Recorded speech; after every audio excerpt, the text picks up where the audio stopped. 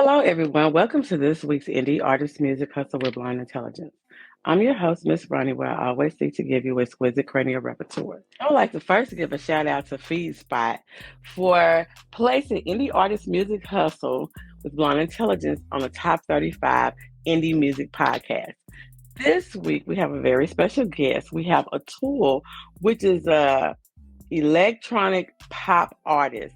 He is from India, but has relocated to Los Angeles. So take a look at his interview, and I'll get back with you in a minute. I'm originally from India, moved to LA to pursue my music career, and my music is mostly pop and electronic, and it has been an exciting journey so far, and I'm really loving it here. So, yeah. So how long have you been here? I've been in Los Angeles for past 10 years. I moved here in 2012, and so I've been playing around in the different places around LA, the Sunset Strip, and different clubs and with my friends and all. So 10 years, I mean, it just passes by really quickly. So what attracted you to do music in the first place? I guess so when I was originally a software kind of a guy. Like I was learning computer science in college, and I got this really started playing guitar in college, and that's how my interest actually built up from there. Like songwritings and performing was really what I enjoyed eventually. So after the college, I decided like that's what I want to pursue because that's what I enjoy. So basically, that was the main reason I actually moved here, and then was trying to do something different, come up with some different songs and ideas of mix songs with different ethnicity and to make something new. And that's why I moved in here. Yeah. Okay. So tell me about your latest project. So I am working on 3 new songs. Actually, it's pretty ready, but one song is about freedom in the sense like people are stuck in life and with something, right? I mean, they have boundaries defined in life because of, let's say, job or relationship or whatever, and you want to break free. So it's kind of a song that kind of gives you a little more enthusiasm or inspiration to break free from your current scenario and try to achieve what you really want to achieve. And then I have a dance song, really cool dance song with it's called Dance in the Moonlight. It's pretty much people just dancing together. It's like fun-loving song. It's like do not care, just enjoy the current moment, live in the moment, and just dance. That's my second song. And then I'm re-releasing a couple of old songs as well, in the sense like re-recorded them, remastered them.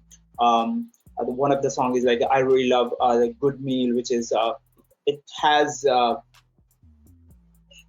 like most popular song. Like many people have heard it on the Spotify, and I'm just re-recording that and re-releasing that. Kind of a fresh, modern vibe, fresh tunes, and it's pretty fun song. So how many projects have you completed professionally? On your own as an independent? Independent, mostly album-wise, I had one album with 10 songs on it. I released in 2015. That was quite long ago. And since then, I've been mostly like mixing songs with different genres and working with other artists. I think this is the second album that is going to come out. I'm not going to call it as an album, but this is basically my plan is to release the songs every 2 months and have the ideas out and not even call anything, because nowadays like album doesn't even make sense. People just care about listening to singles. So yeah, that's Tell me this. Out of all the genres that you have worked with, what is your favorite genre to actually make music to be a part of that genre? That is a great question. So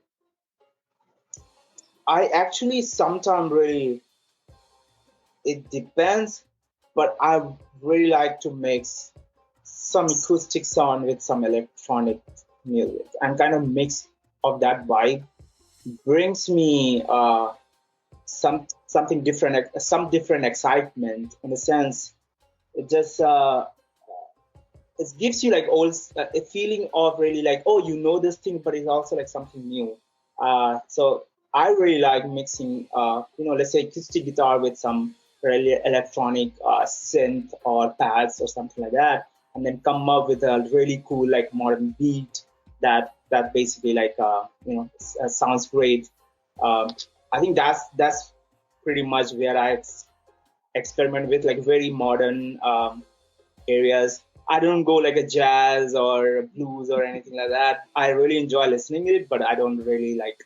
I don't write on those genres.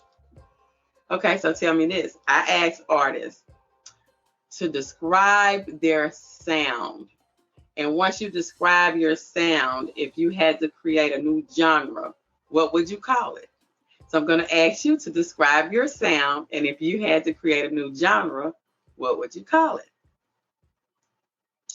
Very, very good question again. I guess I would call this as, it would be complex.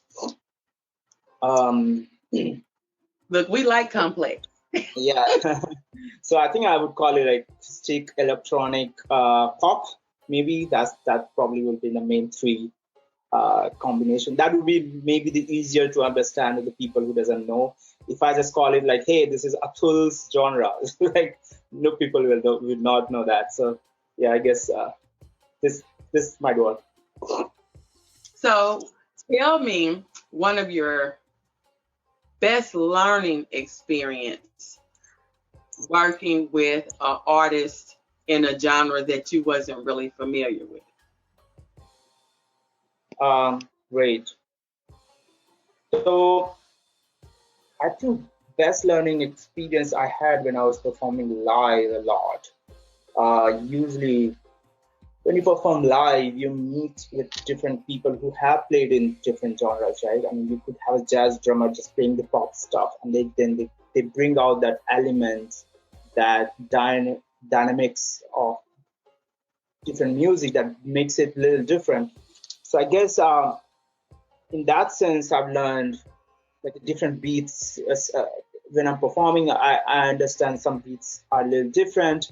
And then on the synth and pad side, let's say I have some keyboard person who's performing with me, and when a person has a different style, like it has different style. So you basically learn playing with all these people, and you kind of take that inspiration in and maybe try to come up with something new that people can relate to eventually.